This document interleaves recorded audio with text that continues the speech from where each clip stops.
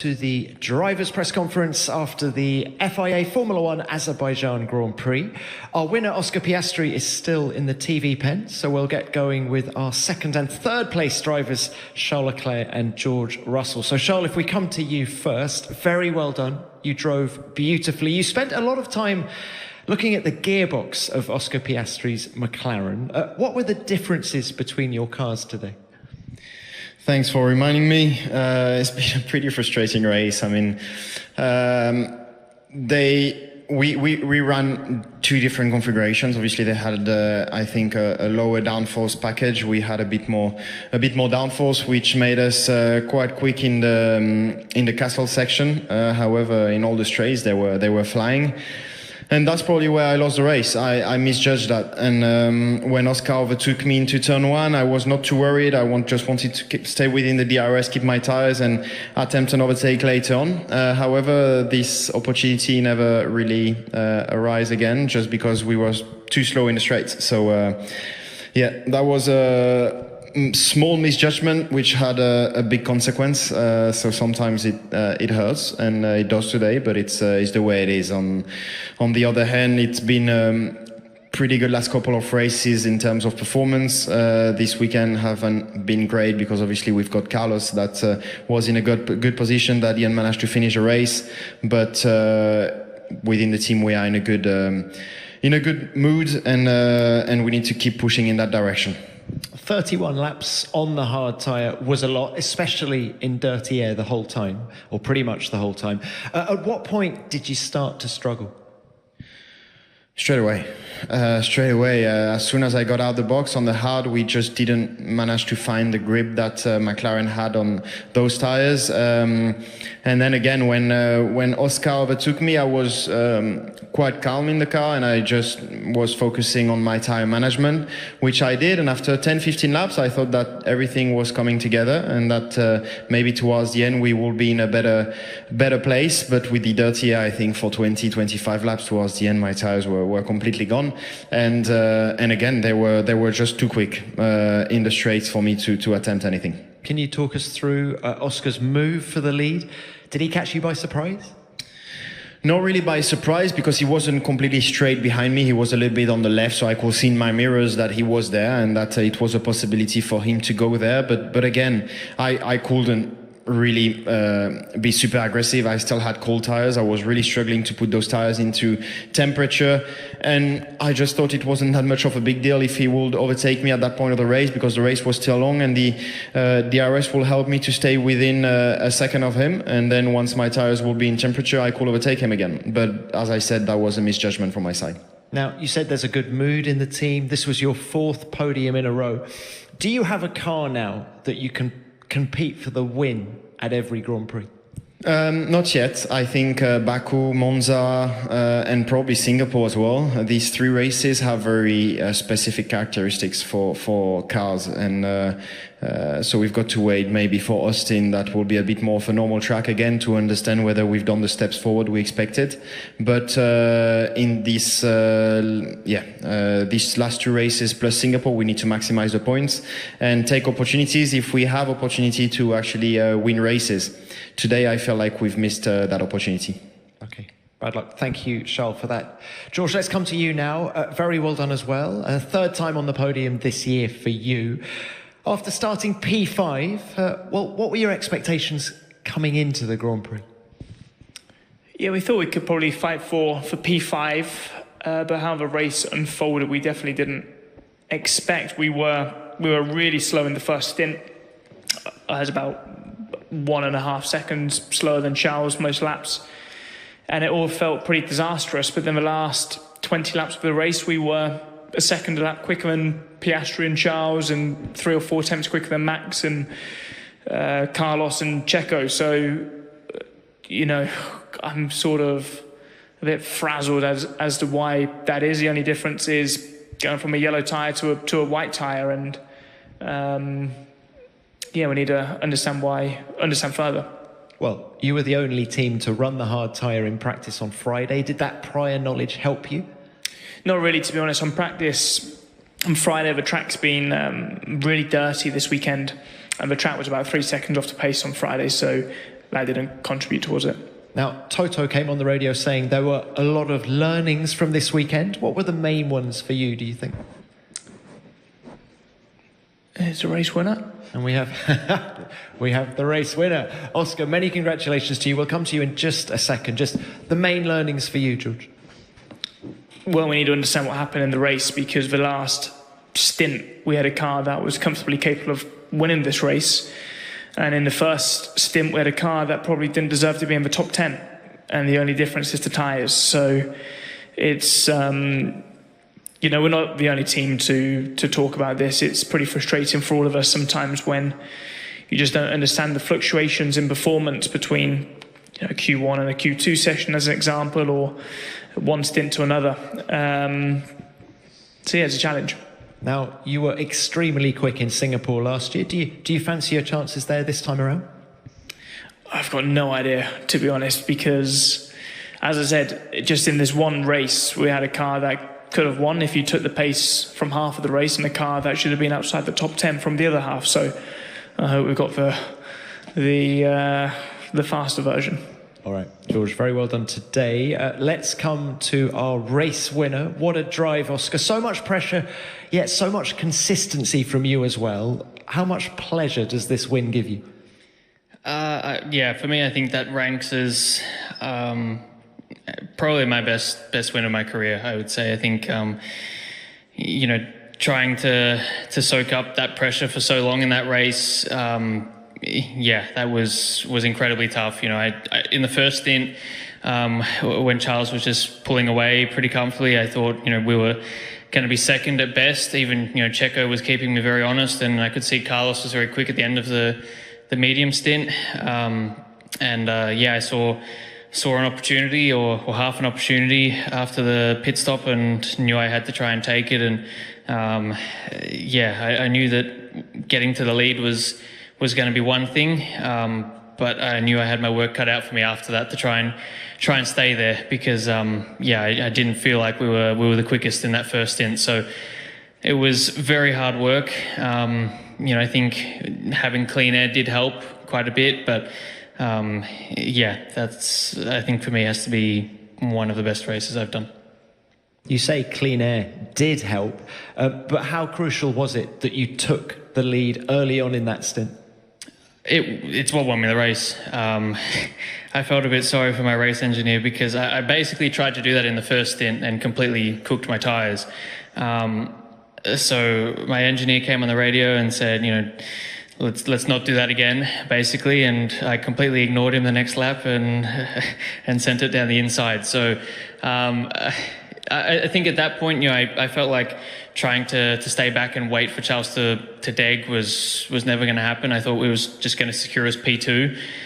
So yeah, you know, I had a similar opportunity in the first stint. I felt like on lap 2 or 3, I was, I think, just within DRS, but didn't, you know, fully capitalize on that opportunity. And I got to the end of the straight thinking, oh, if I had have done a couple of things a bit differently here, I maybe had a chance. So when I had a similar opportunity after the pit stop, I had to take it. And yeah, you know, I wouldn't be sat here without that. It was a great opportunity, but you still came from quite far back. Yeah, it was the only thing I had. You know, if I didn't take that opportunity then, I was never going to have another one, I think. So, I mean, credit to Charles, he was incredibly fair. You know, I think maybe he thought I was going to sail on into the runoff, but I was pleasantly surprised that I actually made the corner. So, yeah, it was, you know, a high risk, high commitment move, but that's what I needed to do to try and win the race, because you know, I wasn't really going to be that keen to finish second, so I had to try. Oscar, you're now the top scorer in the last 7 races. Do you feel you're building some momentum now? Yes and no. I mean, someone else has probably scored the most in the last 8 races. Someone else has probably scored the most. So for me, you know, cherry picking these kind of races doesn't mean much for me. You know, I think I have had a good run through, you know, so the European part of the year and now continuing, but yeah, it's not just down to me. You know, we've had a car that's been very quick and consistently quick in a lot of places, and even if we've not necessarily been the outright quickest everywhere, we've been in with a chance everywhere. And I think today was definitely one of those days where we weren't necessarily the quickest, but we had a car that could put us in the fight. We had a pit stop that could put us in the fight. We had some teamwork that put us in the fight, and it all managed to pay off. So, it's obviously not just down to me, but I feel like I've been driving well. It's been clicking a bit more for me this year, and in terms of the things I wanted to work on from last season, and you combine that with a car that's capable of winning, and results like this are possible. Very well done to you and to McLaren. Right, let's open this to the floor. Name and publication, please. Who's first? Jake Bolts, Local Sport. Question for Charles, please. Charles, I think after the first stint, you were about 6 seconds ahead of Oscar before he came in for a stop, and then you come out and you're basically neck and neck. Can you kind of explain that gap a little bit and how it disappeared? Thank you. I think today we've lost the race based on two misjudgments. Obviously, the first one I explained earlier, and the fact of not fighting Oscar more was a mistake from my side, because then with the different configurations we were struggling to actually overtake back in the straight. The second one is exactly this. We expected the undercut today to be a very, very difficult thing to do. Just because we thought that the warm-up on the hard will be extremely difficult. For some reason, I don't really have the explanation yet, because I haven't gone into details. I just jumped out of the car. So, but we've got to look into how the gap went from 6 seconds to 1.5, because that is definitely not what we expected, and that is a lot. Even on a track where undercut are big, it's still 4.5 seconds or 4 seconds. So it's a lot of lap time lost, which I don't exactly know why and where we've lost this lap time. So this will be an analysis. But when we speak about that amount of lap time, I think it should be straightforward, and we'll see very quickly whether they just had a much better warm up with the hard than us, or whether we've lost it anywhere else. Thank you, Charles. Next one. Aitana Scarley from Nargis Magazine. My question is to you, Charles. You were so close to victory today, and you put an amazing effort today on the grid. But if you could change one thing about your race strategy, what would it be for today specifically? Well, stop a lap earlier. I think that's it. To try and keep the gap to Oscar behind, and to not have that pressure when you warm up the tires on a track like this. It's never the position you want to be in. But again, it's always very easy to change things after the race. And today, Oscar and McLaren have done a better job than me and Ferrari, and they deserve to win. Thank you. Any more? Yes. Next one. Jake Bolts, Local Sport. Question for Oscar this time, please. Oscar, when you were defending from Charles, I think it was very, very clear that you had the advantage over him in Sector 1. Was that the most sort of important part of the defence there, building that gap? And how was it that you were able to kind of have so much performance through that section? I guess Charles has already spoken that he was running a little bit more downforce, but from your perspective? I think for me, to be honest, the key was actually hanging on in Sector 2. I felt like as long as I could keep the lead into Turn 1, then I felt like I was, I could keep Charles behind. Turn 2, I think, is a very, very slippery corner for some reason this weekend, and if you could get good enough drive out of there, it was, the straight is not quite long enough to have DRS really make an impact to catch back up. So, for me, just taking a lot of risk through the castle section is what I was trying to do, because I needed to try and make the gap in, from Turn 7 through the rest of the lap. I had a couple of close calls through the castle and Turn 15 as well. I think the guys probably need to put another rear corner on my car after the race, but that was where I was really trying to be fast, and obviously get a good exit out of the last corner. On that note, I think we both need to get a photo of us drifting through the last corner, because that's. I was speaking to Mark, and he said it's like 1950s F1. So, yeah, that was a cool moment to watch back. It didn't feel very fun at the time for both of us, I'm sure, but yeah, just trying to maximize the pace through the end of Sector 2 really was where I was trying to make it work. Thanks, Os. Great. Another one, please. Yes. Hello, Jim from Tencent Sports China. Question to Oscar.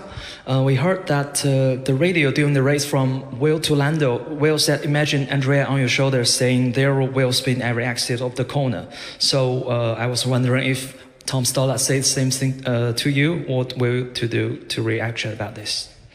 No, I didn't get the same message. I know exactly what that message means and how it would be communicated, but no, I think they recognised that I was doing everything I could to try and keep Charles behind. For me, I was driving flat out to do that. I didn't have the gap or the space to be able to save my tyres. Of course, I was trying to not destroy them, but yeah, when you're trying to break DRS, you have to push flat out. So that's what I did, and yeah, in the end, it worked. All right, thank you. Another one. From Titan Sport, question to Oscar. You mentioned it was probably one of your most stressful afternoon in your life.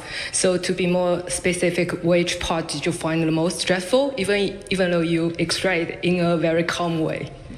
I think for me, once I got into the lead, which was about 2/3 of the race, so yeah, I knew that getting into the lead was going to be, let's say 40% of the job, but I knew that hanging on to it was going to be 60%, and I knew that I'd use the tyres pretty heavily to try and get in front, and I knew what kind of impact that had in the first stint, and I was kind of just hoping that the clean air was going to help me stay ahead. And it probably did a little bit, but then obviously you lose a lot of time with DRS. So yeah, I think for me, just trying to keep Charles behind was incredibly stressful. I couldn't make a single mistake. I made a couple, but at a track like Baku, it's impossible to be driving flat out and not make any.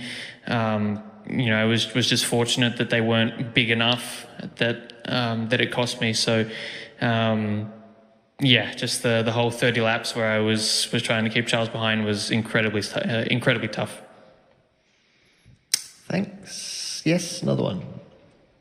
Jake Bolts or Lego Sport. Another question for Charles, please. Charles, we heard you at one point over the radio, and Brian, your engineer, said Plan C, and you said not stupid. Can you kind of explain what Plan C was, and were you trying to kind of dummy Oscar into taking a stop that was unnecessary at any point? Thank you. No, I won't go into details of exactly what this plan was, but it wasn't stupid. That's the only thing I can say, really. But yeah, we didn't go for it. But I've already said enough for you to understand what that means. So it was a different plan than what we've done, and it wasn't stupid. But that's it. How many plans do you have? What letter does it? Goes until Z. Z. Not AA. We are planning everything. Okay. All right, thank you. No more? All right, we'll leave it.